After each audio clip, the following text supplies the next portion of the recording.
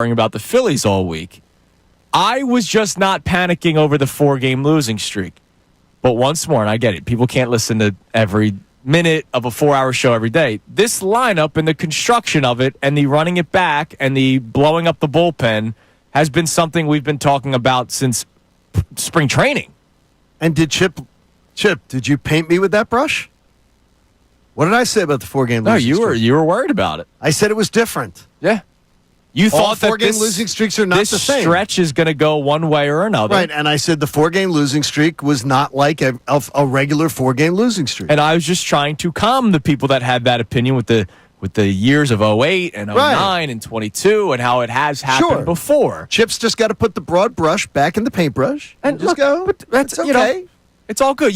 I get it. People can't listen to every second of every day. I got you. That's why I brought up our buddy Dan Baxter the other day. He was like, oh, man, Andrew won't say a critical thing about this Phillies team.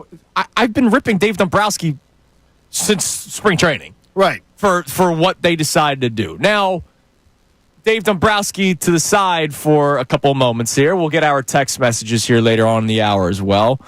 I gave you until 6 o'clock. I gave you until 6:27 to not have this opinion.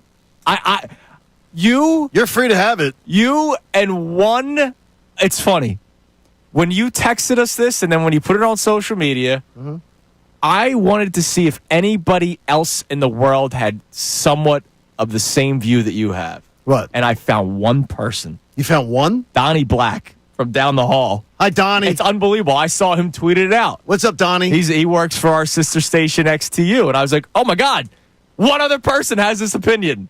Yeah, it's the... Go for it, John. Yeah, it's the... it's the idea of what happened in last outing for Jesus Luzardo. And what did the manager do? Asleep at the wheel. Letting the guy who was his best pitcher all year get trashed. Would there be any hangover from it? And that's what we talked about even yesterday on the show. Would there be any leftover residual, or was that just going to be a bump on the road?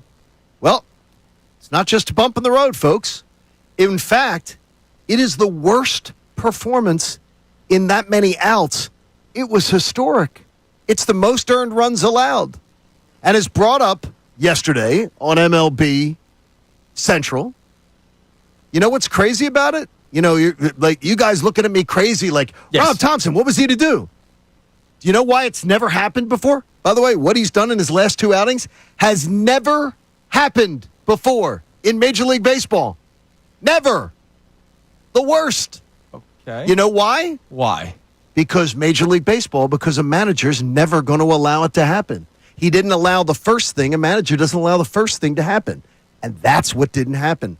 Last Saturday, when Sleepy was just nodding off and letting that happen to his pitcher, again yesterday, he doesn't yank him out of the game. Should have yanked him out of the game yesterday 2 runs early. He doesn't, but that's okay. He doesn't care. He doesn't think there's a residual effect. That's the don't care. When did you want him to take him out yesterday? At 6-0? That's not a lot. Why wouldn't you take him out at 6-0? They even speculated on the broadcast. Well, this will be it for Luzardo. Nope, it wasn't. Let's leave him in. They even speculated on the broadcast about it. Take him out. Hey, everybody, thanks so much for checking out the 97.5 The Fanatic YouTube channel. Thanks for watching our videos. We'd ask you to like and subscribe and check out everything we've got going on at the station. We love having you a part of the family.